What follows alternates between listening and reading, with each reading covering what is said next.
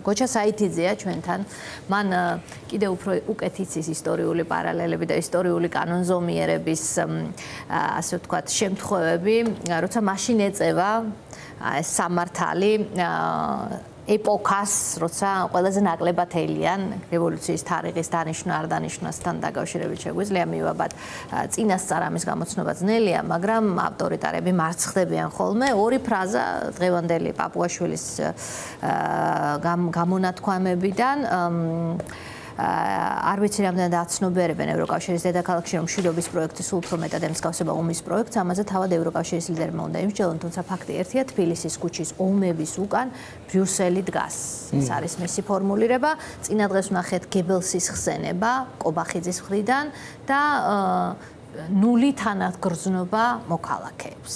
რა ეტაპზეა ახლა რეჟიმი რის დამტკიცებას ან რის ფორმულირებას ცდილობს, რომ რამენაირად ეს პროტესტი გატეხოს. მოგესალმებით, მივესალმები ჩვენს ტელემაყურებელს, დიდი მადლობა მოწვევისთვის. ჯერ იმას დავამატებდი, ქალბატონ მზიაძე რო ბრძანა. ესე იგი, მარტო ქალბატონი მზია კი არ არის ტყვეობაში. ტყვეობაში უნდა თორემ მთელი საქართველოს ჩვენ ვართ ტყვეობაში მთლიანად ყველა. ვიღაცა ციხის გისოსებს მიღმა და ვიღაცა აქეთ არის. ანუ ამ ადამიანების ჯგუფს, ნუ მინდოდა მეთქვა ადამიანს, მაგრამ ნუ მე იმ ადამიანს კიდე სხვები ყავს და მათ კიდე ყავთ უფროსები სხვაგან ზევით. ჩრდილოეთში. იმათ სურთ რომ მთელი ქვეყანა აქციონ ტყვეთ და თავიანთი მიზნების განმახორციელებლად. ხო, აი ეს და ანუ ჩვენც იქ ვართ რა. ჩვენ თუ ფიზიკურად ეხლა აქ ვართ, ეს იმას არ ნიშნავს რომ ჩვენც დატყვევების ფიზიკურად დატყვევების ხიფათის ქვეშაც არ ვიყოთ თითოეული ჩვენგანი. ანუ ეს არის მიზანი, რომ გატყდეს საზოგადოება. ხო და რაც შეეხება იმას, ახლა ის ფრაზები რაც მოიტანა პაპუაშვილის და კიდე სხვებისაც, ეს არის ჩემი შენკითხარიო რა, ანუ საპასუხო შეტევა, ანუ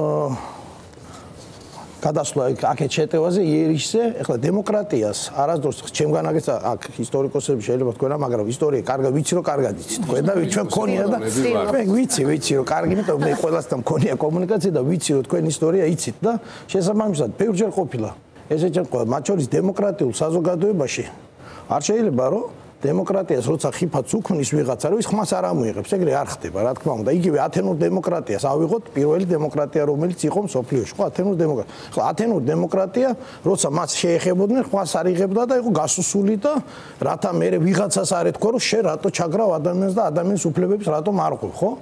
იგივე ათენიდან რო აძევებდნენ ადამიანებს გეწოდინებათ ოსტრაკიზმოსის წესი, ხო, როდესაც ადამიანი რაღაცას დაარღვევდა, დემოკრატიისთვის სახიფათო ხდებოდა და მას ათენის მოქალაქეები მას აძევებდნენ იმ ქვეყნიდან. ეხლა ეს იმ ადამიანის უფლებების დარღვევა ხო არ არის, ეს არის ადამიანის პირიქით გამოსწორებისკენ სწრაფვა, რათა, ნუ თვით სხვათა შორის თემისტოკლეც კი, რომელიც იყო ათენის, ანუ იქ არ იცოდნენ ათენელებმა ვინ იყო აი მაგის თქმა მინდა არ არსებობდა იქ ავტორიტეტი. ანუ თუ დააშავე რამე და კანონის წინაშე არ ხარ მართალი, ესე იგი უნდა ყველას ანუ ვისაც ჰქონდა პოტენციალი კანონზე მაღლა დამდგა. ანუ ვისაც ჰქონდა ირანის საფრთხის მატერიალური ვინც იყო და ჩვენ რო ოსტრაკიზმი ისე შეიძლება ჩვენს კონსტიტუციაში. მოეწონა გიორგის იდეა.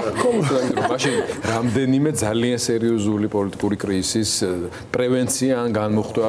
ხო, უბრალოდ ეხლა ათენის მოქალაქე ხალხი რაოდენობრივად ცოტა იყო და ეს პირდაპირ დემოკრატია იყო, მაგრამ პრინციპი იყო 4-ში სხვათა შორის. ბაგიტო გავიდა ამდენი საუკუნე რომ დაიხვეწა ეს პოლიტიკური სისტემა. პრინციპს ვამბობ უბრალოდ რა, რომ ესე იგი შესაბამისად დემოკრატია არ ნიშნავს იმას, რომ ის დემოკრატია ყველაფრის უფლებას მოგცემს. ბუნებრივია ის თავის სარჩოებში, ოღონდ აქ არის განსხვავება. ახლა თქვენ რას გიხსნით, მაგრამ იქნებ იმ ვიღაცამ გაიგოს, თორე ჩვენ კი ვხდებით ამას, რომ პირიქით როდესაც არის აი ეს ერთი არის კანონის უზენაესობის დაცვა, ანუ დემოკრატია ნიშნავს სამართლებრივ სახელმწიფოს, სამართლებრივ ჩარჩოებში მოქცევას და ადამიანს ეშინია, სიფრთხილე აქვს კანონის უზენაესობის. იქ ვიღაც პერსონალიების მიმართ შიში არ აქვს. ეს არის დემოკრატია. და კონსტიტუციის სამ შემთხვევაში და სასამართლოს, ოღონდ სასამართლო, რომელიც არის დამოუკიდებელი და არა მიბმული ხელისუფლების დანარჩენ შტოებს. აქედან გამომდინარე, როდესაც იმის სატელიტია პირდაპირ. და მეორე მხარეს ეს არის ტოტალიტარიზმი და ავტორიტარიზმი არის ის, როდესაც ერთი ჯგუფი ადამიანების განაგებს ყველაფერს და ანუ ადამიანებს, მოქალაქეებს შიში აქვს არა კონსტიტუციის, არამედ კონკრეტული ადამიანებს. ეს არის დიდი განსხვავება. აი რომ გადმოვინაცვლოთ ჩვენს ეპოქაში კი არა, ჩვენ ახლოს ეპოქაში საბჭოთა პერიოდში. სხვა შორის რამდენჯერმე ეთერში მოგვიწია სხვა სტუმართან ამაზე საუბარი და ძალიან საინტერესო იქნება ჩემთვის თქვენი პასუხი. ჩვენ მოყვება ეს ტრამვები ჩვენ საზოგადოებას 20-იანი 30-იანი წლების რეპრესიების და აი ეს ფრაზა რომელიც სოფო მახსენა ნული როგორ ვთქვათ თანაგრძნობა ნული თანაგრძნობა ანუ ეს ნიშნავს იმას რომ ჩვენ არანაირი ემპათია არ აქვს თქვენ მიმართ ნიშნავს იმას რომ თუ რამე სხვა მეთოდები შესაძლებელი იქნებოდა აი ამ დროში აი ძველი მეთოდები თქვა 20-იანი 30-იანი წლების მე ამას გავაკეთებდიო ეს გვითხრეს ჩვენ პრაქტიკულად და უბრალოდ სხვა დროა და სხვა დროა ისე ვეიქცევიან ამიტომ ამ ხალხისგან უნდა გავთავისუფლდეს და სხვა ფორმით პოლიტიკას გამოცხადებული გვითხრეს ან წახვალთ ან აგერ ციხია და ჩვენ არ გვექნება თქვენ მიმართ თანაგრძნობა და ასე შემდეგ და ასე შემდეგ აი ახლა როდესაც ამაზე ვსაუბრობთ გადაჭარბებულია თქვენი აზრით თუ რეალობა არის მეთოდებში განსხვავება მხოლოდ თუ აი გაგრძელებაა პრაქტიკულად იმის რაც ჩვენ წაგვიკითხავს 20-იანი 30-იანი წლების აი ამ რეპრესიების იცით რა მე მგონია რომ ეს არის რეანიმაციის მცდელობა იმიტომ რომ ადამიანები ესე მარტივად არ იცვლებიან ის ცვლილებას homo sovieticusis სჭირდება თაობები რომელიც ჩამოყალიბდა მაშინ ეს ერთბაშად ეხლა შეიძლება სახელმწიფო დაიშალოს, სახელმწიფო აღარ იყოს, საბჭოთა კავშირი აღარ იყოს 91 წლიდან, მაგრამ საბჭოთა კავშირი იჯდეს საზოგადოებაში, ადამიანში იჯდეს შიგნით. ანუ მენტალურ უტილიზაციას არ თქმა უნდა, იმას სჭირდება ძალიან დიდი ეს თუ არ არის, არა, ისტორიისთვის არ არის ეს ბევრი და მაგას ვიზარდ. ისტორიისთვის ფართო კონტექსტში, მაგრამ ის იგივე ამისთვისაც რა. არ არის ძალიან ბევრი, უბრალოდ ჩვენ მომყვევით, ხო, ჩვენ ყვებით ამაში, მაგრამ მოდი იქიდან ამოვიდეთ იმათ რა ეკნათ, ვისაც ჩვენ სახელმწიფო მაინც მოვესწარით. ჩვენ ახალგაზრდობაში და საქართველოს სახელმწიფო შორის მე რომ პატარა ვიყავი და აბიტურიენტ სკოლის მოსწავლე სად იყო საქართველო ვიყავ საბჭოთა კავშირის ნაწილი და იმ უბედურების ხო ეს კი გვაქვს, მაგრამ თავისუფალი საზოგადოება არა ვართ. აი ეს თავისუფალი საზოგადოება ბუნებრივია, ამას დრო ჭირდება. დრო ჭირდება თაობების გაზრდა და ეხლა თქვენ კითხვაზე პასუხი ვახ ეს არის რა თქმა უნდა რეანიმაციის მცდელობა იმისი რაც იყო საბჭოთა ის რომ აი ბატონმა გიორგი რა თქვა ეხლა სხვა დროაო და ის სიამოვნებით დააბრუნებდა იმ დროს სიამოვნებით და მეტწილად მეტნაკლებად ეხლა ჩვენს გვერდით სახელმწიფოებში რომ შევხედოთ ანალოგიური სიტუაციები თანდათანობით იქ არის კიდევაც ჩვენგან მარჯვნივ მდებარეში და კიდე კასპიის ზღვის იქით მდებარე სახელმწიფოებში ეს სხვა შორის ბატონ გოჩა ეს ნაწილი საზოგადოების რომ გამოვაცალოთ ჩვენ იქნებით ისეთი კი მაგას ვიძახ ზუსტად მაგას ცენტრალური აზიის ამ რესპუბლიკების მაგენი მიგულისხმე ხარ დავასახელებ რა ეგ დიდად არ ვიქნებით რა ჩვენ გაგვასხოვებს არის რუსთაველი ფიგურალურად ისე სიმბოლურად მაგრამ ზუსტად ის საზოგადოება რომელიც გამოხატავს უბრალოდ ეს ნაწილი რა დიახ სწორედ ეგ არის რომ ესე იგი ეს ტოტალიტარული აზროვნება რომ ვიღაცა ანუ კონსტიტუციის და კანონის წინაშე კი არა ხარ ვალდებული არამედ ვიღაც კონკრეტული ცეკას გენერალური მდივნის მე ვერტიკალი იყო კომუნისტებს ხო ეს ვერტიკალი ქონდა იქ ხო არისო დემოკრატიის მინდა რაღაც განსხვავებით იგივე სხვა სოციალ-დემოკრატ მენშევიკებისგან ბოლშევიკების აზროვნება ეგ იყო იტყვის ბოსი მე იმის ქვეშ ვინც არის ყველამ უნდა ყოველგვარი ფიქრის გარეშე განახორციელოს და მათ შორის ეს ჩამოყალიბდა ეს სტერეოტიპი სხვა მიფიქროს ჩემაგივრად საბჭოთა ის ეგ არ არის სხვა მიფიქროს ჩემაგივრად მე ვიქნები წამოკოტრიალებული და შესაბამისად თუ შევირგებ რაღაცას ცოტას მოვიპარავ ცოტას ამას და ცოტა ჩემი კლანი ისარგებლებს რაღაცა და მე მოვხდები ისე აი ვერტიკალზე ხო დაასრულე ხო და ეგ არის ზუსტად რომ აი ეს თანდათანობით აი ამ 34-მა წელმა ჩვენი დამოუკიდებლობის მეორე ნაწილის მაშინ პრაქტიკულად ყველა ეგეთი იყო ვინც ეგეთი არ იყო ან 20-იან წლებში შეეწირა ან 30-იან წლებში შეეწირა ან ემიგრაციაში წავიდა მაშინ 30-იანებში და 10% საქართველოს მასშტაბური მოსახლეობის რეპრესიების დიახ და შევახსენებთ რომ რაღაცა პატარა 10% თან პროცენტზეც ხო არ არის კაცო შინაარზია ლაპარაკი რა ხალხი გიორგი შენი კითხი ნაღები აი ბევრი აბარა არის ბევრია არა ბევრი წელი ბევრიაო ისტორიის ესე რაც ხო პრინციპში ჩვენ 70 წელი ვიცხოვრეთ ტოტალიტარიზმში ჩვენ ნაკლები, მაგრამ თაობა და მერე მოვესწარით დამოუკიდებელ საქართველოს, მაგრამ ჩვენ არ დაგვავიწყდეს რა სისტემა გვაქვს ჩვენ. ამ ქვეყანას მართავს ერთი ოლიგარქი, რომლის ყველაზე ცნობილი კადრი ახლა მე რაც გამახსენდა ასოციაციით იყო ვოლგაში მჯდარი ბიძინა ივანიშვილი ყველას გემახსოვრებათ ის ვიდეო ხო? ხო და ეს ამ მენტალიტეტის კაცია, ის მართავს ამ ქვეყანას და ახალგაზრდობა და ბავშვობა რო კარგად გახსნებოდეს მაგას ავიტანდით რამენერად თორია იმ ვოლგის გამოშვები ქვეყანა რო გინდა რომ ისე სიმბოლიზმით ამას გულისხმობ ზუსტად შინაარსია იმ ფილმშიც ერთ საკითხს შევეხები რეპლიკის სახით რაღაცნაირად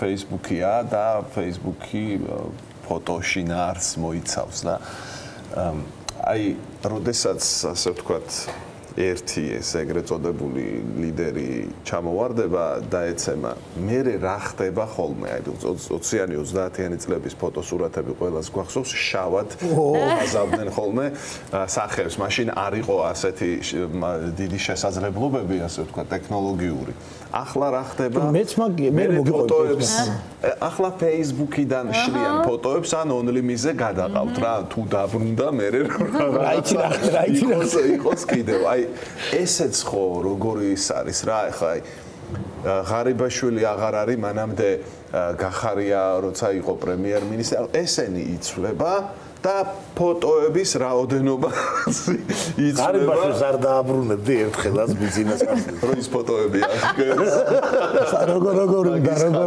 სხვათა შორის მე მოვესწარი კი არ გაგვურიცხა ესკლადის ეყოლება თუ მივიდა იქამდე მე აი ზუსტად აინახეთ ბუდიში ბატონო აი ზუსტად ახლა მაგ გამახსენდა ვახო რო ყვებოდა მე მაგ ეგ სიტუაცია ზუსტად აი რა არის განსხვავება კიდევ აი ეს საზოგადოება ეს 34 წელი თავისუფალი რაც დამოვიდა გაიყო ეხლა სულ მაგას ვიძახით დიდი ხანია უკვე რომ ეს არის პირველი ფასეულობითი შეჯახება პირველი აი დემოკრატიასა და იმიტომ ტოტალიტარებს შორის იმიტომ რომ ჩვენ ამდაგვარი არ გაგვივლი არასოდეს იმამდე რა ქვია სანამ დამოუკიდებლები ვიყავით მე-19 საუკუნემდე ბატონყმობა იყო იქ უბრალოდ ფიზიკურად არ ქონდა არანაირი შეხება იმასთან მერე თერგდალეულებმა ცოტა აზე მოგვიყვანეს 18 წელი და 21 წლები ეს იყო მათი პროდუქტი ამაზე ბევრი გვისაუბრია მაგრამ 21-ში ძალიან მალე ჩაკვდა ეს და ვერ მოესწრო და საწავიდა ის ხალხი კი ვთქვით აგერ ხო და მერე მთელი საბჭოთა კავშირი იქ არ გავიზარდეთ ყველა კარგად ვიცით ზოგი ასე ზოგი მეტნაკლებად რომ ჩვენზე უფროსები რომ იქ ხო არ იყო ისე გააკეთეს რომ მთელი ეს საზოგადოება იყო უნდობლობით გამშვალული ერთმანეთის მიმართ როცა სოლიდარული არის საზოგადოება იმის მართვა ძნელი როცა გაათითო კაცებს შიშისგან თუ სხვა ფაქტორისგან მას უჩნდება უკვე თვითცენზურა და შესაბამისად ის უკვე აღარ მოქმედებს აღარ ხო და არავინ არ უნდა ენდობოდეს აი მე ჩემი საკუთარი მაგალითად რა თქვენ თქვით მე მაგ გამოცდილია და ჩემ თავზე ზუსტად ოჯახში ვქონდა უჩა ჯაფარიძე ცნობილი მხატვარი იყო ყველას მოგვეხსენება მისი ალბომი რა და ბავშვობაში და ბაბუა ჩემი იყო ცეკას ესე იგი მოკლედ საბჭოთა პარტმუშაკი რა ხო და ნუ ახლა პატიოსანი რაღაც ესე პატიოსანი კომუნისტი იდეური და თუმცა სიკვდილის წინ თქო ვის მომსახურეო ეს მე დავით მაგრამ და ჩემი ყოფოდა მაგრამ აქ სხვა რამეზეა და ამუჩა ჯაფარიძის იმაში ალბომში რომელიც იყო გამოშვებული სტალინის სიცოცხლეში პირველი სურათი ლენინი იყო, მერე სტალინი იყო და მესამე იყო გაშავებული მთლიანად რა. ბიჭო და ჩემთვის იყო ეს ბავშვისთვის და რო ათვალე ბავშვობაში მიყვარდა ამის თვალე, მე ვიღაცა რაღაც რაჭველი გლეხი რაღაცების ინცი და ეს ვინ არის ნეტა? საერთოდ რო ვიკითხავდი, ყველა არა გასულების გადამიტანდე რაღაცა ხილი ხო არ გიდა ვაშლი რაღაცა. ხო და ბერია, როგორც მე გავიგე, მე და მე უკვე დიდი ვიყავი, რომ თურმე ბერიას ის არ ყოფილა. ხო და ესე იმაშვებოდნენ, ესე ჭრიდნენ. ზუსტად ეგ არის განსხვავება. ერთ-ერთი რითაც დღეს აი ხო ჩვენ ის იმიტომ გვაინტერესებს რომ ხვალინდელი დღე დღევანდელს ერთ-ერთი რაც განასხვავებს ამ ფრთას ჩვენი საზოგადოების იმ ფრთისგან არის სწორედ სოლიდარობის და ემპათიის თანაგდობის იმიტომ რომ იქ რო ვიღაცას სანამ ადამიანია მათთვის ის არის ყველაფერი და ესე იგი მიდის ეს შვიდი პარტია რაღაც ტონობით ვაზელინის შესყიდვა და რაღაცეები და მე რჩება კიდე გამოუყენებელი და შესაბამისად ძალიან ისე უხეშად რო ვთქვა რა და შესაბამისად სანამ არის ეს ელაკუცებიან არის აღარ არის და უბრალოდ ადამიანი აღარ აი აკრობენ რა ეს არის სოლიდარობის აქტები იწვევს განსაკუთრებულ აგრესიას საქართველოსში და აი ზუსტად იმიტომ რომ ეს ის არის რაც მათ არა მაგალითად ფულის აგროვების ნაწილში ხო რა რეაქციაც მისცეს რაღაცეებს რა და როცა ძალიან სწრაფად რო გროვდება ზუსტად მაგის გამოა რომ აი კოვახიძის ეგეთ არტიკულირებული ეს ახალი დოქტრინა, ვითომ სეროში ახალი არაფერია, როგორც სახელი დაარქვეს, კარგი სხვათა შორის ძალიან დიდი სამსახური გაუწიეს ისტორიკოსებს, არ მოუწევთ ამ რეჟიმისთვის სახელი შერჩევა, ბატონო გოჩა. თქვენ მადლობა უნდა გადავუხოთ. ნულოვანი თანაგრძნობა, კლასიკური გამოხატულება არის, თავის შინაარსი და ამის რამ შეიძლება ეს ყველაფერი გააჩეროს ზუსტად თანადგომის, სოლიდარობის, თანაზიარობის, ერთმანეთის გვერდში დგომის განცდამ და დღეს სოფო აი დროებაში ჩართვა ქონდა, აქცია რო იყო და მე არ ვიცი ესეთი მე გავხდი ამის თანაემოციურია ბოლო ხანებში თუ სიბრალია და აი ეს სინდისის პრობლემები ხელი ესე გადახვეულები რო იდგნენ ერთად და რა ვიცი ჩემთვის ეს იყო ერთმანეთის სოლიდარობის, თავიანთი შვილებისა და ოჯახის წევრებისადმი სითბოს გაგზავნის, სიმტკიცის, რაღაცა ხორუმის ელემენტიც კი იყო, ხო? შეიძლება ნამეტანი თუ გავუტევ გამარჩიეთ, მაგრამ რაღაცა ეს მომენტია, ხო, სიმტკიცეზე რო ვლაპარაკობ, ხო? და რა ვიცი, აი ყველაფრის გამოხატულება იყო და ამ ხალხს და ამ ადამიანებს და ამ საზოგადოებას და ამ რომელმაც ამდენი გამოიარა ზუსტად თანადგომით, მათ შორის 90-იანები, რამაც გამოგვატარა და გადაგვარჩინა ეს არის და ეს სოლიდარობა და თანაგრძნობა და თანადგომა კიდე ქვეყნიდან გასული საქართველოს რო ინახავს აქ დარჩენილ საქართველოს. ეგეც მაგის გამოხატულება. მე მგონი პირდაპირ აი სწორი ხალხი. ამას ვერავინ ვერ მოერევა. ვერც ბიძინა ივანიშვილი და ვერც სხვა მანქურთები კიდე, რომელსაც დაავიწყდა და არც იციან ეთყობა რა არის საქართველოს. ერთ-ერთი რითაც ეს რეჟიმი დამარცხდება. და კიდევ ახლა ხო საუბრობთ რომ რა შეიძლება განვითარდეს რა ყოფილა ისტორიაში ხო? დასასრულისკენ მივდივართ ბატონო გოჩა და აი მინდა რომ ზუსტად ეს შეაჯამოთ რომ როგორც ისტორიკოსმა როდის მარცხდებიან ამ აი ზუსტად ერთი რომ აი ეს ეს ძალიან მნიშვნელოვანია რაც ვითლაპარაკეთ უმნიშვნელოვანესი ფაქტორია და მეორე თანმიმდევრულობა.